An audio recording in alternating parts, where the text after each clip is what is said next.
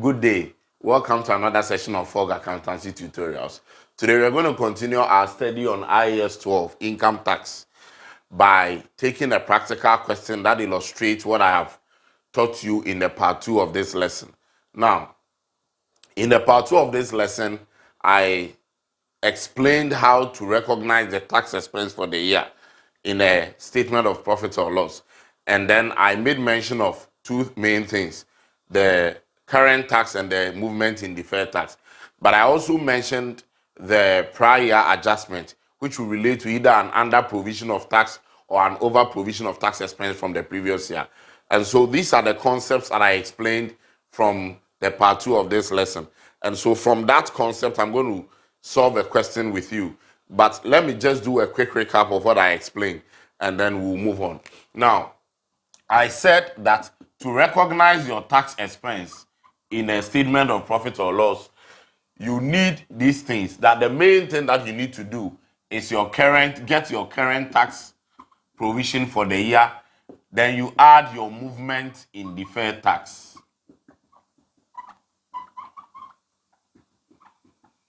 Now, the movement in deferred tax is quite complex. That is why I used the whole of the previous video to explain it. That the deferred tax movement could be a movement in deferred tax assets or a movement in deferred tax liability. The movement in deferred tax liability could be towards one direction, and the movement of deferred tax asset could be towards one direction. When I say one direction, it means that your opening balance of deferred tax is an asset, and then the closing balance is also an asset. So it's easy to do the comparison. On the other hand, you can have an opening balance for deferred tax liability and then a closing balance for deferred tax liability, which is also moving in the same direction. Now, you can also have a deferred tax asset at the beginning and a deferred tax liability at the end, which makes the analysis quite complex. We'll look at that moving forward. But for now, I just want us to look at the basic and the default movement pattern, which is the deferred tax liability. Because by default, deferred tax are usually liabilities, even though you can have deferred tax assets.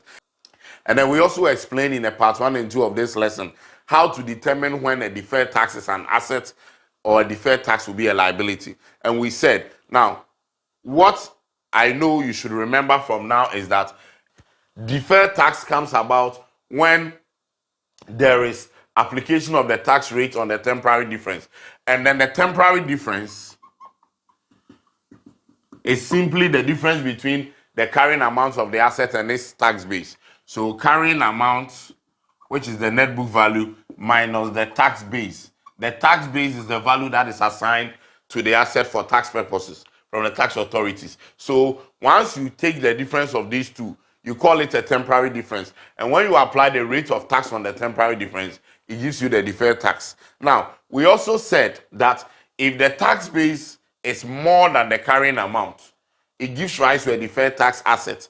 If the carrying amount is more than the tax base, it gives rise to a deferred tax liability. So if you have 450 here and then 400 here as a tax base, what it means is that you are getting a temporary difference of 50. So if the tax rate is 25%, you apply the 25% on this temporary difference to get your deferred tax liability. This deferred tax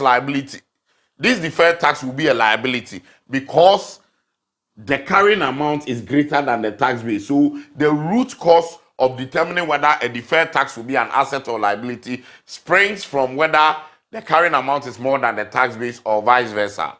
Now, if the tax base is, let's say, 500 and you have a carrying amount of 400, then you are getting something like a negative, but it's not just a negative. We'll call it 100. But this 100 is a temporary difference that will result in a deferred tax asset. So when the rate of tax of 25% is applied on this temporary difference, the final answer, which is 25 cedis, will be called a deferred tax asset just because the tax base is more than the carrying amount. But if the carrying amount is more than the tax base, then we calculate and get a deferred tax liability. This is just a quick recap from the previous video. So I'm going to clean this and I'm going to explain about the current tax and then how over and under provision will affect the current tax as well. Now, we should take note that, like I said, there will be opening balance and closing balance for deferred tax. So take note. Now, when it comes to the current tax is the tax that you have estimated for the year, or the tax that you have. Yes, it could be an estimate or it could be a rate applied on your profit. Whatever that you do, once you know that this is the amount of tax that is estimated to be paid on our performance for the year, then it's called the current tax. Now, current tax will have some adjustment. So I can say that before this current tax is put here, there will be some adjustment of a prior year tax over or under provision. Now, remember that even the current tax itself is a provision. We make provision because most often than not, we include the tax expense in a financial statement before it is taken for audit and then certified. And by the time the tax authorities will come for audit, they may have a different opinion as to the true amount of tax that we should charge the financial statement. And therefore, whatever tax expense that we include or whatever tax provision that we include in a financial statement for the year is always seen as a provision. And that is why there is a possibility of under provision or over provision of tax, which I explained in the part 2. So, for example, if I say my current tax is $1,000, this is how much I want to pay in the year, let's say 2023. Now, this is how much I have estimated as my tax for the year. I include it in the financial statement. In 2024, when I'm preparing my financial statement, if the tax authorities now agree, or I agree with the tax authorities, that this tax shouldn't have been 1,000, but it should have been 1,200. Meanwhile, previous year's financial statement is audited, signed, and certified and published. Therefore, we cannot go back to make amendments to the tax for the previous year. But we have agreed in the following year that last year's tax, we didn't quote the right amount. So then what happens is that we will say that the previous year's tax provision was under-provided for. The provision we made was lower than the true amount that we should have paid. And most of the time, it will always be under or over because at the time of estimation, we do not get the correct figures. And therefore, once we know that the previous year's tax was under-provided, then the extra 200 cedis, which is an under provision, will come into 2024 to increase our tax liability. It's not free, we still have to pay. So now if your current tax for 2024, you estimate, let's say $900, just as you estimated 1,000, but there is an under provision from the previous year, which is coming to add up, then it means that your current tax will not be only this 900, but then $900 plus 200, giving you $1,001. And in the next year, which is 2025, there is a possibility that they will come back and review our $900 and we will still get an under or over. When the tax liability you have estimated is more than what they will come back to agree with you, then it means that it will be an over provision. And over provision will reduce the following year's tax liability. So let's assume that the tax authority said this one should have been 800. Then in 20, we are not going to adjust that difference in the same year because the financial statement would have been audited and published. And therefore, in the current next year, the $100 will now come as a reduction to the current tax. So all that I'm trying to let you understand is that this current tax will always be adjusted. It will be adjusted by an under provision or over provision of tax from the previous year, except there was none. Okay, and so this equation that I have quoted is exactly what I'm going to test you on. That your tax expense you recognize for the year is your current tax plus the movement in deferred tax. The current tax is more of an adjusted current tax. Okay, so let me just restate that, and then I'm going to take a practical question to help you to understand this. Okay.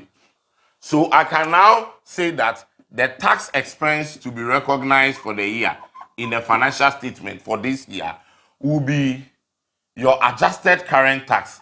And when I say adjusted current tax, you should understand that this is a current tax that has been adjusted with the prior year adjustment of over or under provision, plus the movement in deferred tax. And the movement in deferred tax is also another topic to talk about. Now, let me also talk about the deferred tax quickly and then we solve the question. Now, with the deferred tax, there will be a deferred tax at the beginning of the year and a deferred tax at the end of the year. I have said that. Now, one thing about deferred tax is that it is always calculated on the temporary difference that I explained. So, assuming that you have the carrying amount of an asset to be $4,000. And then you have the temporary difference, the tax base to be 3,000. So it means that you have a temporary difference of 1,000. This is what you are going to apply the rate on. So if your rate of tax is, let's say, 25%, then you are getting 25% of 1,000, which is 250 as your deferred tax liability because the carrying amount is more. Now, assuming this is all you had from the beginning of the year, and then at the end of the year, you are told that at the time you were doing this calculation, there was an asset with a carrying amount that has been misstated. So you see, we base on the carrying amount that we have in our books to calculate this deferred tax. So if your attention is now drawn after doing this calculation, your attention is now drawn to the fact that there is a particular asset here which has its carrying amount overstated by 100. The carrying amount has been overstated by 100. Now what it means is that the temporary difference has also been overstated by the same 100. I don't know if you understand it. If the carrying amount is overstated by 100, then it means that this carrying amount should have been 3,009 instead of 4,000. Then it means that the temporary difference should have been 900. Then it also means that this 25% should have been applied on the 900, not on 1,000. It means that this deferred tax liability is also overstated.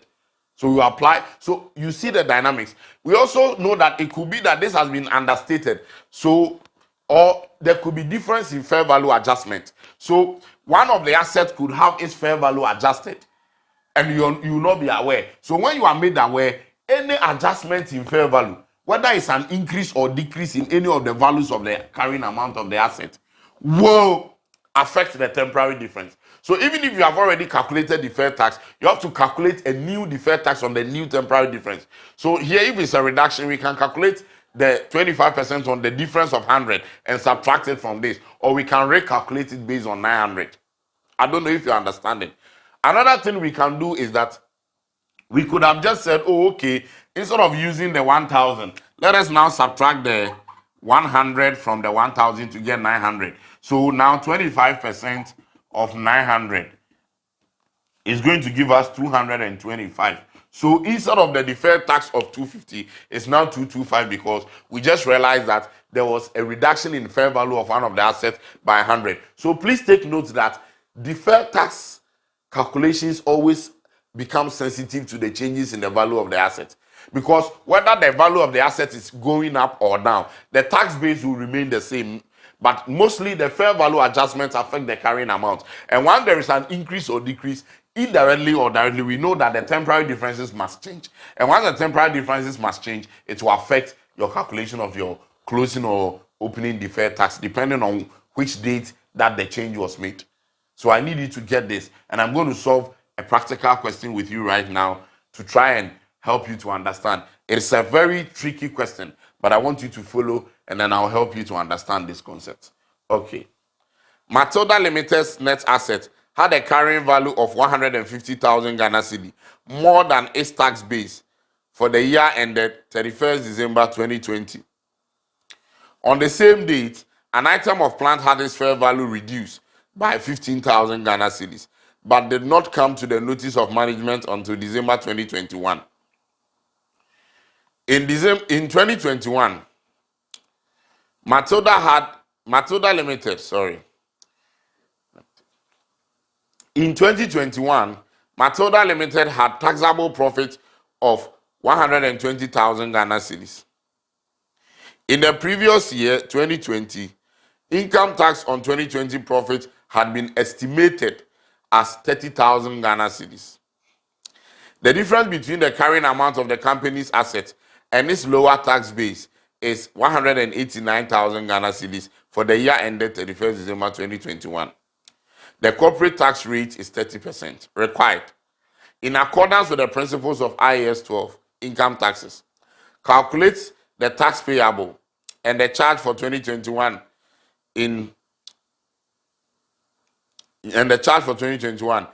if the tax due on 2020 profit was subsequently agreed with the tax authorities as I, 35,000, II, 25,000 Ghana cedis.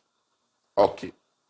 So this is a very simple but tricky question, and it contains almost all the key elements that I have explained in the two previous videos, and even in this one. So we are going to analyze this question and solve it together. Now let's go back and read it again and then begin to analyze together. We are told that Matilda Limited's net asset had a carrying value of 150,000, more than its tax base for the year ended 31st December 2020. Now, we are supposed to work, our main year from this question is 2021. You can see that we are calculating the tax charge for 2021. So if we are giving anything for 2020, is the previous year. So if it is at the end of the previous year, it is the same at the beginning of 2021. Take note. And we are told that the carrying value of 150,000 more than its tax base. So that is a temporary difference that has been given to you. If Matilda Limited has net assets at a carrying value of 150,000 more than its tax base, the 150,000 that we see here is not the carrying amount of the net asset. No, it is the difference between the carrying amount of the net asset and the tax base. But once we are told that it is more than, then it means that the carrying amount exceeds the tax base by 150,000. So automatically, this 150,000 is a temporary difference for 2020. Then we are also told that on the same date, an item of plant had its fair value reduced by 15,000, but did not come to the notice of management until the end of the year. So what we are trying to say is that the same date, now let me clean the board and solve this with you. Now listen, the temporary difference has been established for the year ended 31st December 2020. The temporary difference is 150,000. This is what we know. Then we are told that on the same date, an item of plant had its fair value reduced by 15,000. So the plant's fair value reduced by 15,000. Do you know that once the fair value of any asset reduces, it also reduces the carrying amount of the whole net asset, but it doesn't affect the tax base. So like I explained, the reduction in the fair value of the plant will reduce the temporary difference. So plant fair value reduction, 15,000. So it means that the new temporary difference or adjusted temporary difference will be 135,000. That will be a new temporary difference. So it means that if you apply your tax rate on the 150,000 to get your deferred tax for the end of last year, you'll be wrong, because you need to make adjustment of the reduction in fair value on the temporary difference. This is a concept you need to really embrace, that every temporary difference will be affected by a change in the fair value of any of the assets. And when the asset values are changing, it affects the carrying amount. It doesn't affect the tax base. So if it's increasing, the carrying amount is increasing. If it is decreasing, the carrying amount of the net asset will decrease. And whenever there is an increase or decrease, the same direction effect will go on the temporary difference, as we have explained. So that is the meaning of that statement, that on the same date, an item of plant had its fair value reduced by 15,000, but did not come to the notice of management until December 2021. Then we continue. We are told that in 2021, now we are in the current year, so this is the previous year, which will be the opening balance for deferred tax. Take note. In 2021, Matilda Limited had taxable profits of 120,000 Ghana cedis. So this is the taxable profit for the year. So it means we are going to apply the tax rate on this to get the current tax. In the previous year, 2020, income tax on 2020 profit had been estimated as 30,000 Ghana cedis. So look at this. We have been given profit for the year. So that is what we are going to apply our rate on to get our tax provision for the year. Fair enough. But we are also told that in the previous year, the tax provision was estimated as at 30,000 Ghana cedis. So now, that is what they provided for the previous year. We cannot tell whether there is an over or under provision unless we are given a figure of what we have agreed with the tax authorities. And then we can look at under or over provision to adjust on the current tax that we are going to calculate on the profit. The difference between the carrying amount of the company's net asset and its lower tax base is 189,000 for the year ended 31st December 2021.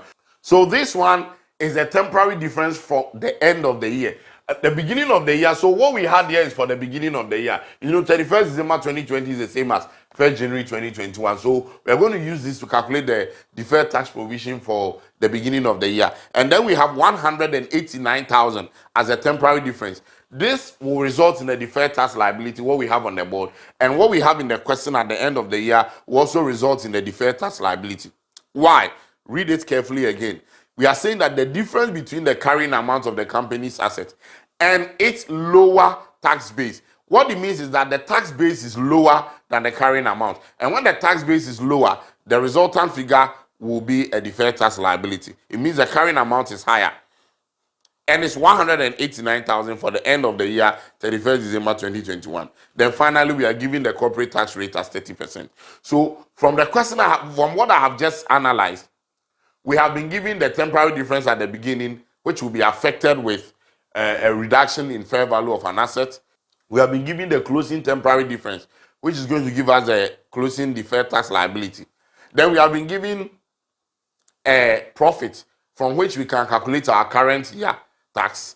And then we have been given last year's tax estimate. But last year's tax estimate on its own will be useless, except we have been given a figure that has been agreed with the tax authorities for that over or under provision analysis. And that is given down there. So required, in accordance with the principles of IAS 12, income taxes, calculate the tax payable or the tax charge for 2021 if the tax due on 2020 profit was subsequently agreed with the tax authorities as 35,000. That is the first one. So we are going to solve. So you see this question, we are going to solve everything with 35,000 as the assumption. Then from there, we'll solve it again with 25,000 as the assumption. That is the second. So we've been given two scenarios. Solve it and assume that it was agreed as 25,000. What was the answer that you get? Then afterwards, you solve the same question again, assuming that it was 35,000. So this is what we are going to do. So without wasting my time, I'm going to present the solution for you nicely. And I know that as I solve and explain, you would understand.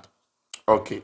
Now, so what the first thing I'm going to do is to now calculate the deferred taxes and find the movement in deferred tax. Those ones will not be affected with the agreed tax estimates that we have down there. So it will be the same for both scenarios. So I'm going to do workings and calculate the movement in deferred tax. Then afterwards, we are going to find our tax expense using the first scenario and then the second scenario. So let's look at our movement in deferred tax as workings. So let's calculate the movement in deferred tax. Remember that we know that the tax expense will be our adjusted current tax plus movement in deferred tax. So let's find the movement in deferred tax first. Now, the movement in deferred tax will be the difference between the opening balance for deferred tax and the closing balance. So, deferred tax liability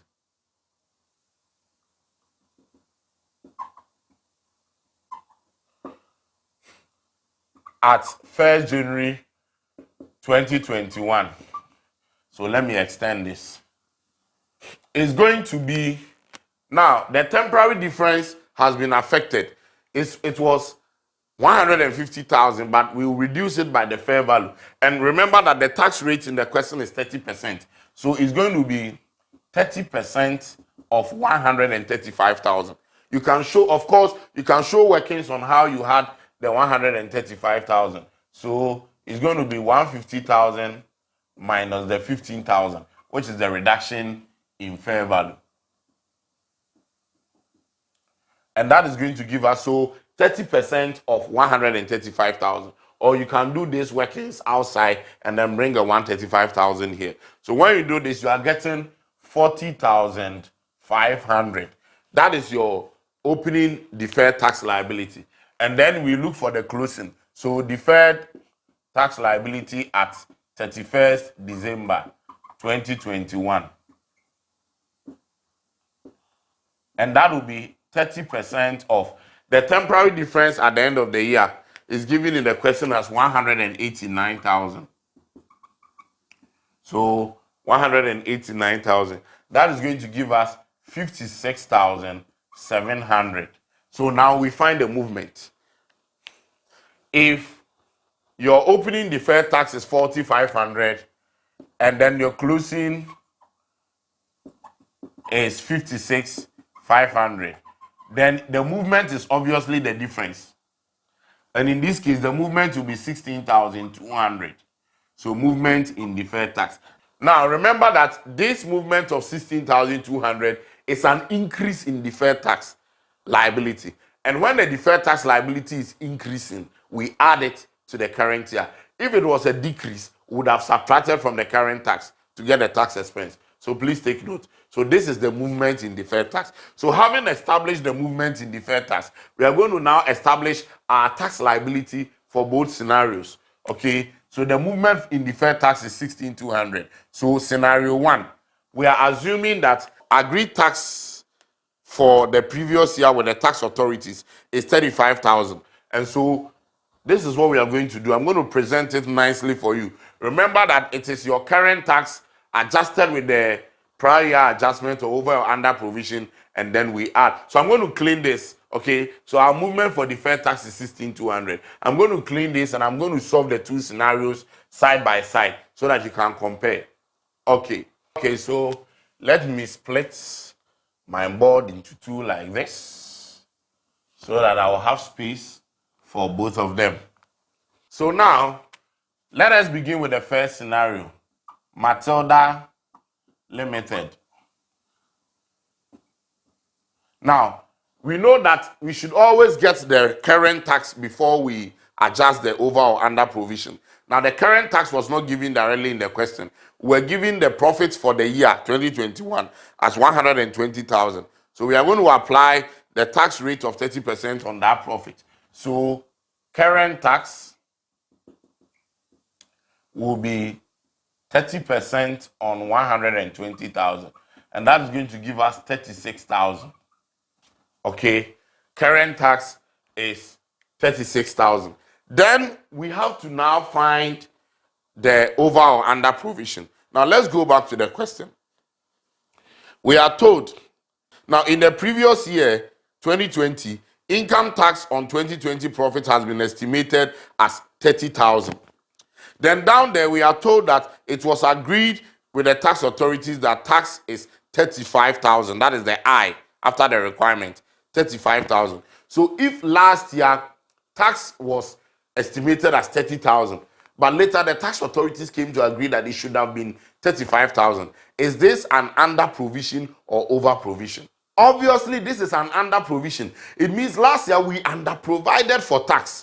And an under provision means that that extra 5,000 that we didn't provide for. Remember that tax authority said it should be 35,000. We estimated for 30. So the extra 5,000 that we didn't estimate for will come back into 2021 this year to add up to the current tax as a liability. So after the current tax, let's make adjustments for under provision. Under provision of 2020 tax. And that will be 35,000 minus 30,000, and it will give us 5,000. This 5,000 will now be added, to the current tax. Then we can now add our movement in deferred tax. Remember that I said that the current tax is adjusted, so current tax plus your plus or minus your plus your under provision or minus your over provision. Then you add your movement in deferred tax. The movement in deferred tax has already been established as 16,200. So we now say, so after we've done this, then we bring the movement in deferred tax for the year. And that one we had 16,200 from the workings that we did before this. Therefore, the total value of tax expense for the year will be 57,200. So this will be the tax expense using the first scenario where the tax was agreed at 35,000. So now we are moving on to another scenario where we want to calculate another tax expense with the assumption that the tax authorities agreed that the tax rate for the previous year should have been 25,000. So we just did with 35,000. So every other thing is going to be the same. However, the only change will be the under provision will now be an over provision, because 25,000 and we estimated 30,000, meaning that we estimated more than necessary. So we are going to begin as usual with our current tax.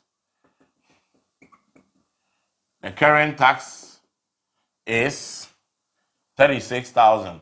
Of course, you can still show workings 30% of 120,000.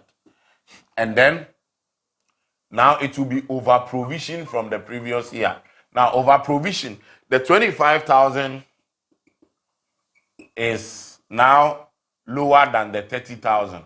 And so therefore, we are going to have negative. It will be in bracket. So 5,000 will be in bracket. Okay, because an over provision will result in a negative adjustment. And so we now add the movement in deferred tax. And that one will remain 16,200. And therefore, the tax expense for the year will be 47,200. That is the tax expense. All right. So as you can see, it's a very simple question, but it's not that simple. It's very tricky. But I'm sure that as you have followed, you have been able to understand the concepts of what I have explained. So this will be your solution. So all that the examiner expected from you was to find your movement in deferred tax, and is to be able to understand the over and under provision issues and be able to establish your tax liability for the year based on both scenarios. And the scenarios are for the over and under provision differences. That is why they created those two figures for you. I'm sure this is very understandable and it has further enhanced your knowledge of IAS 12. I'm sure we are going to solve more complex questions in the future. But for now, we focus on other standards as well. Remember to subscribe to this channel if it is your first time. Share this video and let others also have a benefit. And until we meet again for another lesson, it's bye for now. Thank you.